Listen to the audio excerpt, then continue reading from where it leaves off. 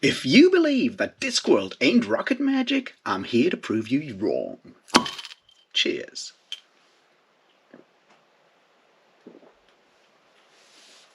Welcome back, everybody, to me talking about books. In this case, one book and a Discworld novel in specific, and that is number 27 in publication order, The Last Hero, which is a bit of an odd one, and we'll get to that in a minute.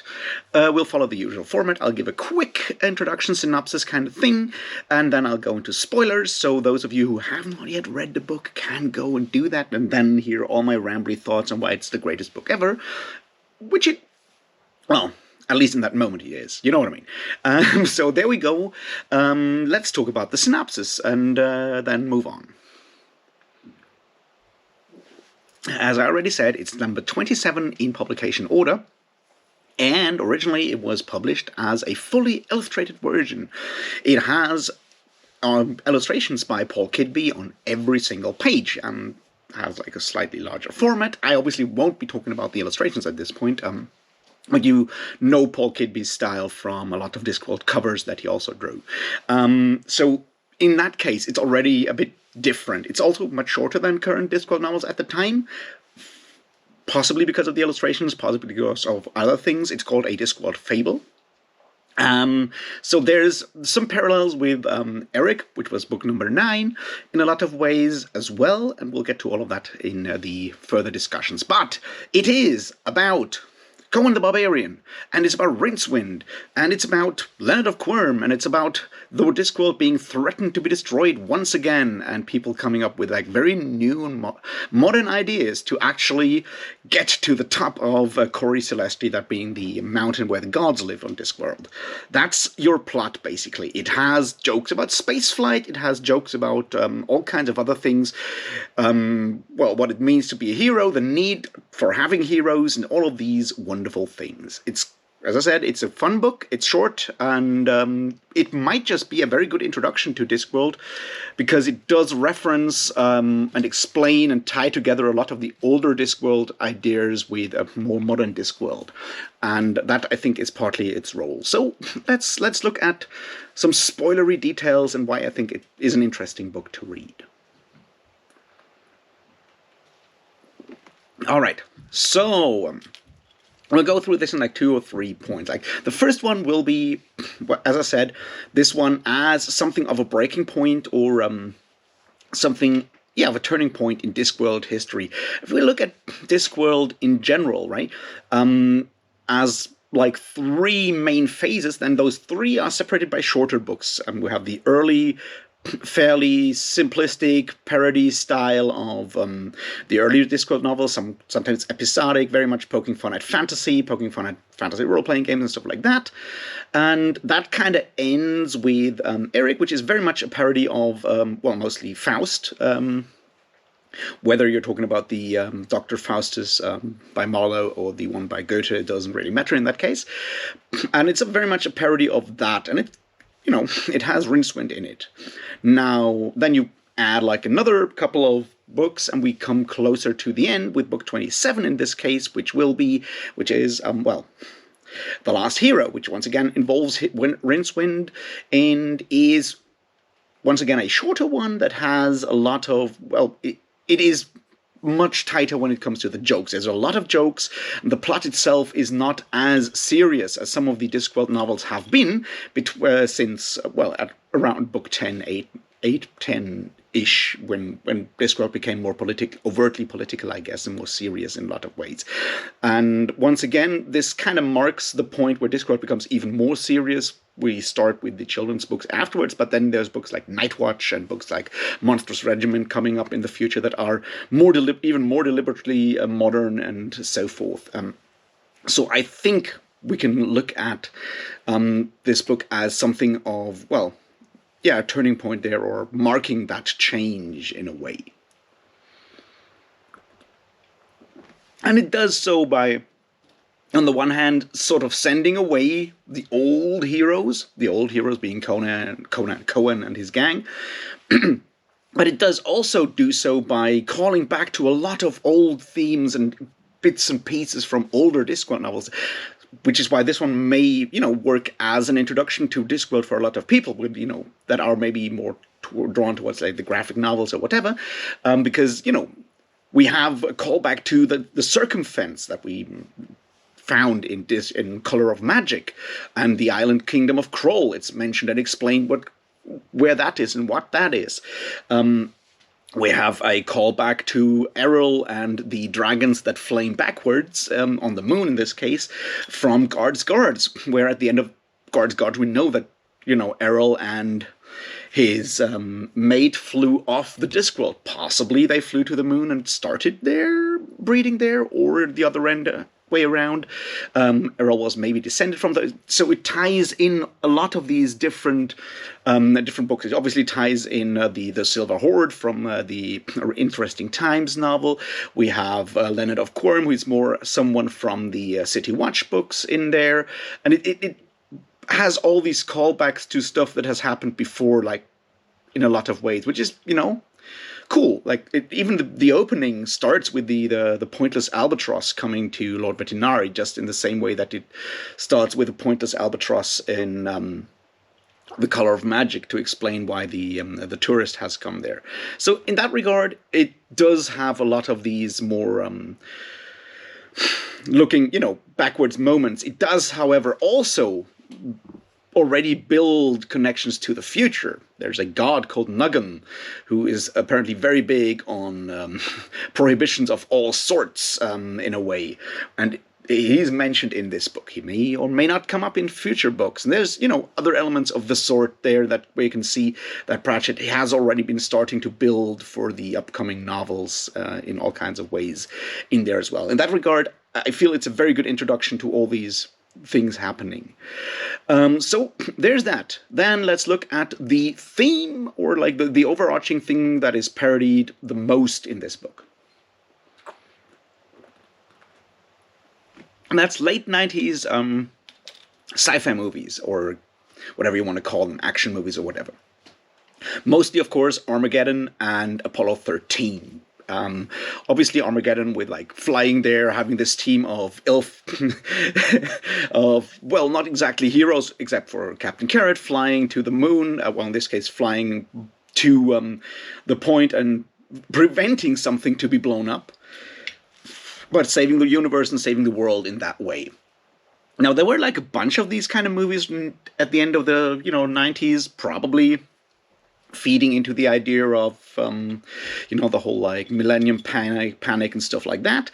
But Armageddon seems to be partly the one that this one is sort of built on, or modeled upon. And then, of course, we have a nod to Apollo 13 and the idea that there is some problem up there. They're losing atmosphere. In this case, they're losing atmosphere because the librarian is on board, and they have they have too many people breathing for the air, but it does very directly talk to the aesthetic and to the ideas of these like science fiction movies, or, well, Apollo 13 being a historical novel, but you know what I mean, space stuff. That became, or had like a brief revival in like the last years of the 1990s with, stuff like, well, Apollo 13, Independence Day, things like that.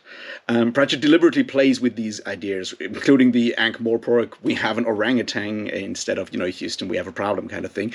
But, it gives Pratchett the chance to play very directly and parody very directly some of the elements of these kind of movies in a way that his current style of Discworld novels around that being, Thief of Time, or before that, The Truth, and so maybe weren't able to do because they became more serious and did not just go out and make fun of one specific subject for a long time. But then at the same time, it also does talk a lot, once again, about, the themes that started Discworld. And that those being, well, the classic hero, the classic fantasy, Cohen, when they're on their way to bring back fire to the gods, when they meet the evil lord, Dark Lord Harry Dread, which is a fun name. Evil Harry Dread is really cool, and the also aged Vina, the raven-haired heroine. So it deals with the idea that and I think that is why I would once again call it this, turning point. There is like it has the two ideas of that Discworld has so often, which is a love or for the olden days of fantasy, and a critical look at progress and modernity in a lot of ways, and how technology changes our outlooks, and how some of these things that were deemed fun or were deemed heroic in the past are just no longer fit for our society. In this case, technological progress is obviously the group of our three heroes, Rincewind, Leonard, and four, I guess, the librarian and Carrot, flying with that rocket to Cori Celesti, whereas on the other hand, our old-style heroes, Cohen and the Silver Horde, just wander through all of that, killing all the mad priests, evil fish, crocodiles, all doing the classic version. And both ways lead to the gods. But it's very clear what moved from there on, and the option is for Cohen to just become immortal, I guess, by doing the things that they do. And I do really love the way this goes, but it kind of shows this moment where, the past and the future are sort of completely separating almost within Discworld. And when you look at the books that come afterwards, there's no time unfortunately, for people like Cohen, and there's no room for these kind of people in modern Discworld. So they have to be removed to, stories, and songs, and ballads, and probably out there in the world, because that hope is also important, and that's like the next bit that we need to talk about.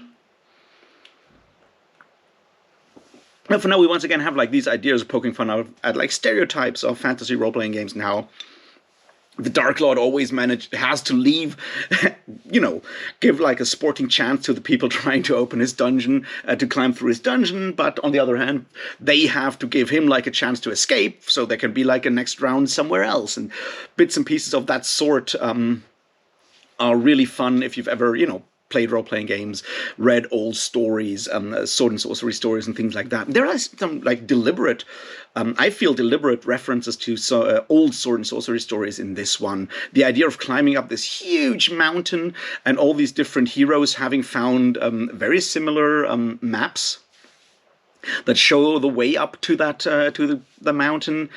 That's a very deliberate like reference, at least I would say so, to Fritz Lieber, who has several of these stories. He has like there's Stardock, which I guess is the one that comes to mind the most, which is where you have several heroes that have all found this like leather that talks about like treasures on the top of Stardock, this huge mountain, and the heroes having to climb up this mountain. So part of that is climbing up a almost vertical cliff.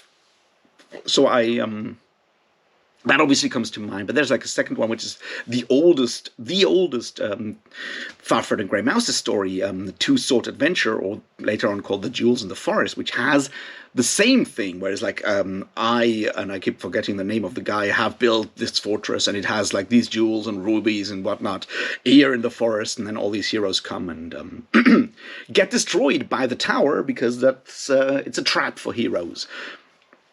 So having that theme of the gods, or possibly fate, having done this to, play with the heroes, I guess, was, feels like a deliberate tip of the hat to Fritz Lieber, which, makes sense, since we found, Bravd the Hublander and the Weasel as Fafhrd and Grey Mouser cameos in the very old, Color of Magic book. So that love for Lieber is definitely in there, and I personally was like happy to find that here again in The Last Hero.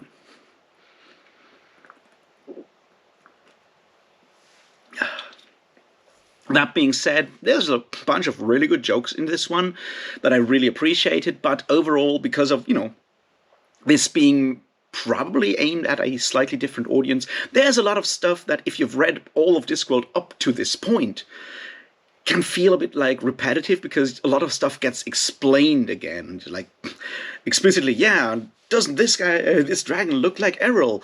And you have the whole like bits and pieces there reminding you of guards, and you have the circumference, and that calling back. There's a lot of explanations in there that I, as a well, neurotic Discworld reader, don't need to obsessive Discworld reader don't need to know again. But I guess that's part of the appeal of this book and the special build around this book.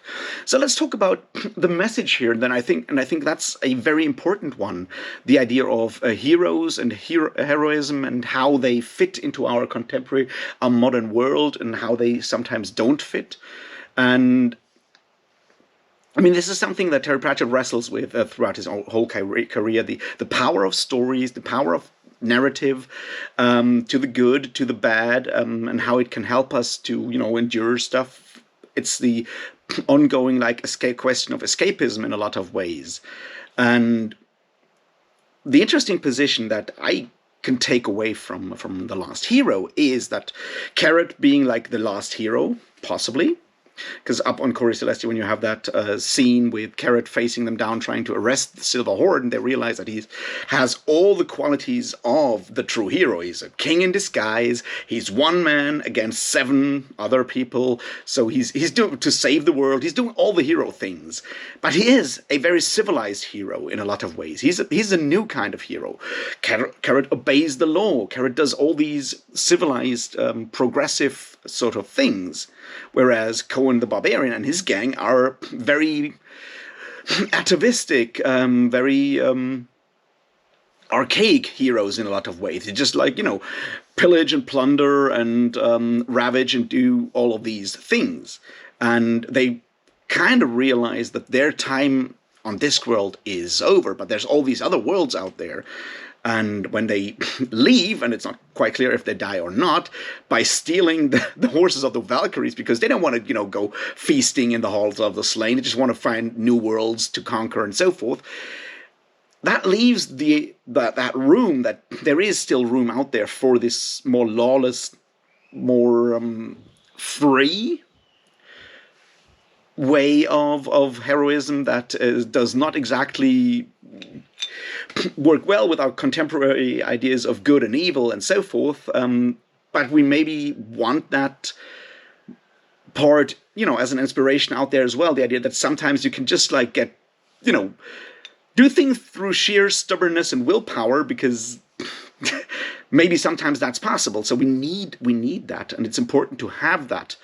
But in our current, or according to Pratchett, way, maybe it's better if those heroes are there in the past as an inspiration, but the actual heroes of today are heroes that take heroism, but transform it into something more applicable to civilization. Pratchett has always been and is always a supporter of civilization, and though he said progress just means bad things happening faster, you can tell that he does believe in civilization, being civil to each other and stuff like that. And as much as I love Cohen the Barbarian, he's not that guy in any way. So that question of how to keep the romance and how to keep the positive ideas of barbaric heroism, individualism, almost in a way, and all of that, versus a more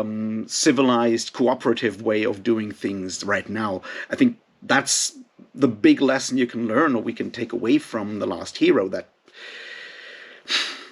yeah, while we might not need those kind of heroes right now, we might need them in the future, and it's important to hope that they're still out there to come back if there's room for heroism on our world again.